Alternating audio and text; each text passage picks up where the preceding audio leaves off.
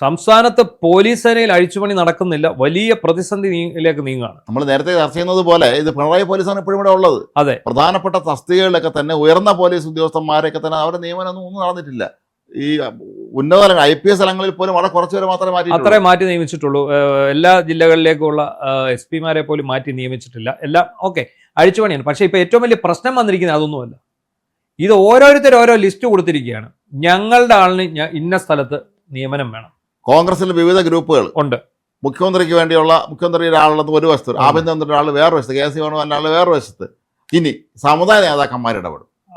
ഈ പോലീസുകാരെ നിയമത്തെ ഏറ്റവും വലിയ പ്രശ്നം സമുദായ ഇടപെടും. അതായത് നിലവിൽ മാറ്റി നിയമിക്കേണ്ട 200 DYSP-മാരെ 400 SHO-മാരെയാണ്. ഇപ്പം SHO സംവിധാനം വീണ്ടും സ്റ്റേഷനിലേക്ക് SI-മാരെ കൊണ്ടുവരുന്നു. അപ്പോൾ പുതിയ സർക്കിളുകൾ വരുന്നു. ഈ സർക്കിളുകളിലേക്ക് പുതിയ സർക്കിൾ ഇൻസ്പെക്ടർമാരെ നിയമിക്കണം. അപ്പോൾ അങ്ങനെ വരുന്ന ഇപ്പോൾ ഉള്ള നിലവിലുള്ള ഇൻസ്പെക്ടർമാരെ തസ്തിക വീണ്ടും സർക്കിൾ എന്നുള്ള CI എന്നുള്ള പേരിലേക്ക് നീങ്ങും. അവരെ എല്ലാം മറ്റു വകുപ്പുകളിലേക്ക് പുനർവിന്യസിക്കണം. അതായത് ക്രൈംബ്രാഞ്ചിന് തന്നെ എക്കണോമിക്സ് ഓഫൻസ് വിങ്, DCRB, അതുപോലെ സ്പെഷ്യൽ ബ്രാഞ്ച്, പിന്നെ ഈ നാർക്കോട്ടിക് സെല്ല്, അങ്ങനെ ഓരോ വകുപ്പിലേക്ക് മാറ്റി നിയമിക്കണം. ഇതെല്ലാം അങ്ങ് പോട്ടെ. നിലവിലുള്ള ഏറ്റവും വലിയ പ്രശ്നം എന്താണെന്ന് അറിയാം. ഇത് ഇലക്ഷൻ ട്രാൻസ്ഫറിൽ പോയ ഉദ്യോഗസ്ഥരാണ് ഇപ്പോൾ ഓരോ സ്ഥലത്തും.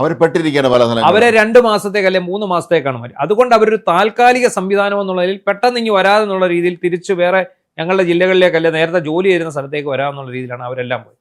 അവരെല്ലാം ഈ ജില്ലകളിൽ പെട്ടുകിടക്കുക, മാറിയിടത്ത് പെട്ടുകിടക്കുകയാണ്. കാരണം ഇവർ മാറാതെ ഇവർക്ക് ഇപ്പോൾ ആകെപ്പാടെ ഇവർ പ്രശ്നമായി. കാരണം ഫാമിലിയുണ്ട്, കുട്ടികളുടെ പഠിത്തത്തെ ബാധിക്കുന്നു. ഇവരെയൊക്കെ സ്കൂളുകൾ മാറ്റിയിട്ടില്ല. ഇതെന്താണ് സംഭവം എന്ന് ചോദിച്ചാൽ ഇവര് ഈ DYSP-മാരായിക്കോട്ടെ, ഈ പറയുന്ന CI-മാരായിക്കോട്ടെ, SI-മാരായിക്കോട്ടെ, ഇവരാരും ഇവരുടെ കുടുംബത്തെ ഒപ്പം കൂട്ടിയിട്ടില്ല. സാധാരണ താൽക്കാലിക മാറ്റമല്ലേ ഇപ്പൊ ഇങ്ങനെ വരാമെന്ന് വിചാരിച്ചത്. ഇപ്പൊ എത്ര മാസമായി? ഫെബ്രുവരിയിൽ കണ്ട് മാറ്റിയതാ. ഇപ്പൊ എത്ര നാളായി? നേരത്തെ ചർച്ച ചെയ്തതുപോലെ പ്രോസിക്യൂട്ടർമാരുടെ കാര്യത്തിൽ സംഭവിച്ച പോലെ തന്നെ ഇവിടെ മാറ്റിയിരിക്കുന്നത്. ഇപ്പൊ പ്രശ്നം എന്താണെന്ന് ചോദിച്ചു കഴിഞ്ഞാൽ Chennithala group, Satheesan group, KC group, ഇപ്പൊ ഇത് കൂടാതെ KPCC, DCC-യിൽ നിന്ന് നീണ്ട ഒരു ലിസ്റ്റ്, KPCC-യിൽ നിന്ന് ഒരു ലിസ്റ്റ്, സതീശന്റെ അടുത്തു നിന്നൊരു ലിസ്റ്റ്, രമേശിന്റെ അടുത്തു നിന്നൊരു ലിസ്റ്റ്, വേണുഗോപാലിന്റെ അടുത്തു നിന്നൊരു ലിസ്റ്റ്, ഇത് കൂടാതെ സകലമാന ചോട്ടാ നേതാക്കളുടെ പ്രത്യേക ലിസ്റ്റ്. അത് അവിടെ നിൽക്കട്ടെ, അതങ്ങനെ നിന്നോട്ടെ. അത് കൂടാതെ മുസ്ലിം ലീഗിന്റെ വക വേറൊരു ലിസ്റ്റ്. മുസ്ലിം ലീഗുകാരുടെ മണ്ഡലത്തിൽ മാത്രമല്ല, കേരളം മൊട്ടാകെയുള്ള ലിസ്റ്റാണ് അവർ കൊടുത്തിരിക്കുന്നത്. ജോസഫ് ഗ്രൂപ്പും പിന്നെ ജോസഫ് ഗ്രൂപ്പിന്റെ ഇതെല്ലാം അങ്ങ് പോട്ടെ. അതാത് മണ്ഡലത്തിലെ MLA-മാരുടെ ലിസ്റ്റ് ഉണ്ട്. MP-യുടെ ലിസ്റ്റ് വേറെ ഉണ്ട്, മന്ത്രിയുടെ ഉണ്ട്.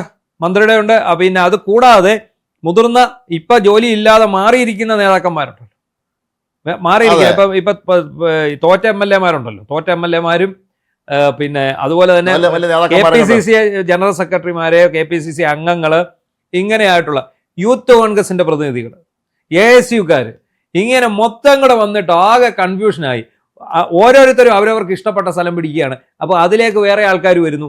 ഇതിപ്പോൾ മൊത്തത്തിൽ കുളവായി, ഒരാൾക്കും എങ്ങും കിട്ടാത്ത അവസ്ഥയിലേക്കായി, എങ്ങോട്ടും ആർക്കും പറയാൻ പറ്റാത്ത അവസ്ഥ. ഇതാകെപ്പാടെ പ്രശ്നമായിരിക്കുകയാണ്. ഇവിടെയാണ് നമ്മൾ CPM-നെ കണ്ടുപിടിക്കേണ്ടത്. CPM-ന്റെ ഭരണകാലത്ത് DC, അതായത് ജില്ലാ കമ്മിറ്റി, ആ DC-ന്ന് ജില്ലാ സെക്രട്ടറി കത്ത് കൊടുക്കും, ഞങ്ങൾക്ക് ഇന്ന ആളെ ഇന്ന സ്ഥലത്ത് നിയമിക്കും. ഈ കത്ത് നേരെ സംസ്ഥാന കമ്മിറ്റി ചെല്ലും. അവിടുന്ന് നേരെ പൊളിറ്റിക്കൽ സെക്രട്ടറിയുടെ മുന്നിൽ വരും. അവിടുന്ന് ഈ സാധനം, ഈ കത്ത് മാത്രം. ഇതിനിടയ്ക്ക് MLA-മാർക്ക് സ്വന്തം നിലയെ പറ്റത്തില്ല, മന്ത്രിമാർക്ക് പറ്റത്തില്ല. ആര് വേണമെങ്കിലും ഇതുവഴി പോകണം. ഈ DC മുഖേന പോകാൻ പറ്റും, പാർട്ടി മുഖേന പോകാൻ പറ്റും. അപ്പൊ അങ്ങനെ ഉണ്ടെങ്കിൽ കോൺഗ്രസ്സുകാർ ഇപ്പൊ ഇത് വെക്കണമെങ്കിൽ DCC പ്രസിഡന്റ് കൊടുക്കുന്ന കത്തിന്റെ അടിസ്ഥാനത്തിൽ വേണം ഇവർ നിയമിക്കാൻ. കോൺഗ്രസിലെ സിസ്റ്റം, CPM-ന്റെ സിസ്റ്റം നമ്മൾ കൊണ്ടുവരുവാണെങ്കിൽ അങ്ങനെ വേണം ചെയ്യാൻ. ഈ എർത്തുകൾ കാണുമല്ലോ, ഈ ഇടനിലക്കാര്. ഇപ്പോൾ പല പ്രമുഖരായ നേതാക്കന്മാർ ഇറങ്ങുമ്പോൾ ഈ തിരുവനന്തപുരത്ത് മുമ്പ് കുറച്ചേരം കൊണ്ട് കാണാതിരുന്ന ഇത്തരത്തിലുള്ള ഈ പണ്ട് പിണറായി പറഞ്ഞൊരു വാക്കുണ്ടല്ലോ, അവതാരങ്ങൾ പ്രത്യക്ഷപ്പെട്ടു. അങ്ങനെയുണ്ട് 1-2 അവതാരങ്ങൾ കൃത്യമായ മുന്നിൽ നിൽക്കുന്നത്. ഇവർ രാഷ്ട്രീയക്കാരല്ല, ഇവർ അവതാരങ്ങളാണ്. ഈ IPS-കാരോട് എന്ന് ജില്ലയെ പോസ്റ്റിംഗ് വേണമെന്ന് ചോദിക്കുന്ന മഹാന്മാർ വരെയുണ്ട്. അവിടുത്തെ ചോട്ടാ നേതാക്കൾ, താങ്കൾക്ക് ഇന്ന ജില്ല ഞാൻ പേടിച്ചു തരാം വേണോ എന്ന് ചോദിക്കുന്നവർ വരെയുണ്ട്. അത് നമ്മുടെ അവിടെയൊക്കെ ചോദിക്കുന്നുണ്ട് ഓരോരുത്തർ. അപ്പം ഞാൻ പത്തനംതിട്ട ജില്ലയിലേക്ക് ഒരാളെ കൊണ്ടുവരാം എന്നൊക്കെ പറഞ്ഞ് ചിലരെ അടുത്ത് ഇവർ സമീപിച്ചതായിട്ട് നമുക്ക് വിവരം കിട്ടിയായിരുന്നു.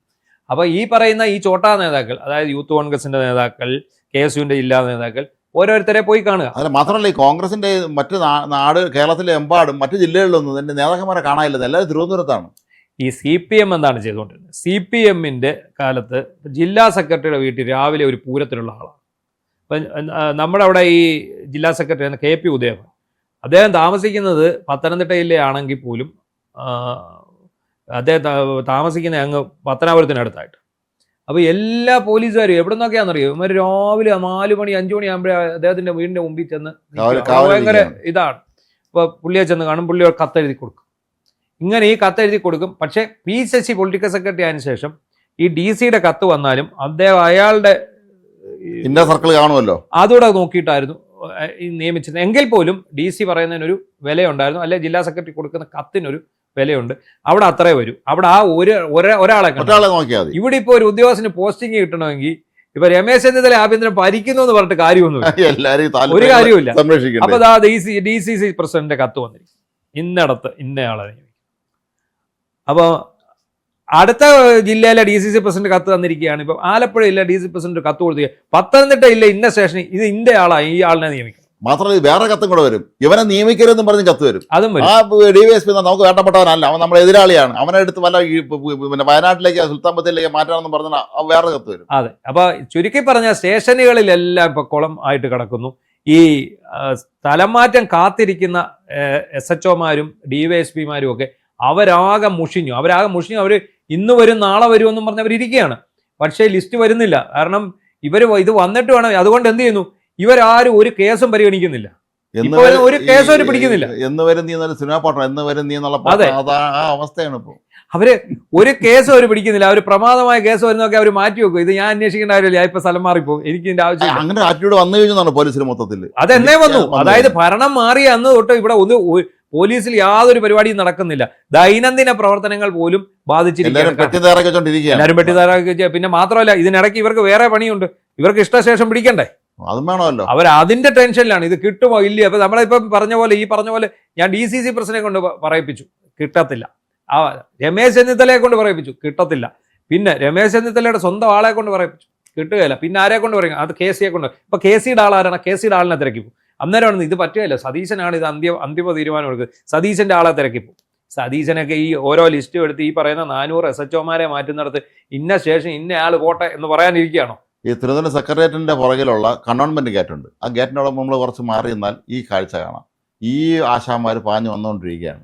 ഒരിക്കൽ ഞാൻ ഏർച്ചാൽ ഈയിടയ്ക്ക് ഒരു സ്ഥലം നിൽക്കുമ്പോൾ എൻ്റെ ഒരു സുഹൃത്ത് പറയാം, ഇയാൾ ഇന്ന പോലീസ് ഉദ്യോഗസ്ഥന്മാർ ഉന്നതന്മാരാണ് എല്ലാവരും, ഇവരെല്ലാവരും വന്ന് പാഞ്ഞു അകത്തോട്ട് പോയിക്കൊണ്ടിരിക്കുകയാണ് രമേശ് ചെന്നിത്തലയെ കാണാൻ. ഈ സസ്പെൻഷൻ കഴിഞ്ഞ് റീഇൻസ്റ്റേറ്റ് ചെയ്ത കുറെ ഉദ്യോഗസ്ഥരുണ്ട്, എല്ലാവരും പോലീസ് ആസ്ഥാനത്ത് ഇരിപ്പുണ്ട്. ഇവരെ എങ്ങും വെച്ചിട്ടില്ല. ഇവര് രാവിലെ വരുന്നു, ഇവിടെ ഇരിക്കുന്നു, വൈകിട്ട് ഇറങ്ങിപ്പോകുന്നു, വേറെ പണിയൊന്നുമില്ല. ഇങ്ങനെ ഒരുപാട് പ്രശ്നങ്ങൾ ഇവിടെ ഉണ്ടായിട്ടുണ്ട്. ആഭ്യന്തരവും നമ്മുടെ നാട്ടിലെ ക്രമസമാധാന തകർച്ചയിലേക്ക് തന്നെ ഇതുകൊണ്ട് എത്തിക്കും. കൃത്യമായി ഉത്തരവാദപ്പെട്ട ആൾ അത്രേ ഉള്ളൂ. പിന്നെ ഇതിനിടയ്ക്ക് ഒരുപാട് പേർക്ക് പ്രൊമോഷൻ DPC കൂടാൻ കിടക്കുന്നു. ഈ പ്രൊമോഷൻ കൊടുക്കണ്ടേ? പ്രൊമോഷൻ അതായത് ഒരുപാട് പേര് റിട്ടയറായി. ഈ മെയ് 31 അടുപ്പിച്ച് DYSPമാർ ഒത്തിരി റിട്ടയറായി, SHOമാർ റിട്ടയറായി, അതുപോലെ SIമാർ ഒരുപാട് റിട്ടയറായി. ആ സ്ഥലങ്ങളിലേക്കെല്ലാം പ്രൊമോഷൻ വരേണ്ടതായിട്ടുണ്ട്. ഇപ്പൊ DYSPമാരുടെ പ്രൊമോഷൻ ഉടനെ വരേണ്ടതായിട്ടുണ്ട്, SHOമാരുടെ പ്രൊമോഷൻ വരേണ്ടതായിട്ടുണ്ട്. ഇതൊന്നും നടക്കുന്നില്ല. ഇത് എങ്ങനെ നടക്കുന്നത്? ആദ്യം ഇത് പോസ്റ്റിംഗ് ആൻഡ് ട്രാൻസ്ഫർ നടക്കണ്ടേ, അതും നടക്കുന്നില്ല. ഇപ്പം ഈ ഗ്രൂപ്പുകളെല്ലാം കൂടി എന്തൊക്കെയാണ് ഇവിടെ സംഭവിച്ചുകൊണ്ടിരിക്കുന്നതെന്ന് ഒരു പിടിയില്ല. ഈ എല്ലാവർക്കും പിന്നെ ഇതായിപ്പോയി. ഇനി ഒറ്റ വഴിയേ ഉള്ളൂ, മുഖ്യമന്ത്രി സതീശനെ രമേശ് ചെന്നിത്തലയും കൂടെ മാത്രം ഒരുമിച്ചിരിക്കുക, അവരങ്ങ് തീരുമാനിക്കുക. അതല്ലാതെ ഇനി ഇവരെ മുഴുവൻ പേര് ഇഷ്ടം നോക്കാൻ നിൽക്കുകയാണെങ്കിൽ നടക്കില്ല. അതാണ് ഇപ്പൊ എന്താണെങ്കിലും ക്രമസമാധാനം തകർന്നു.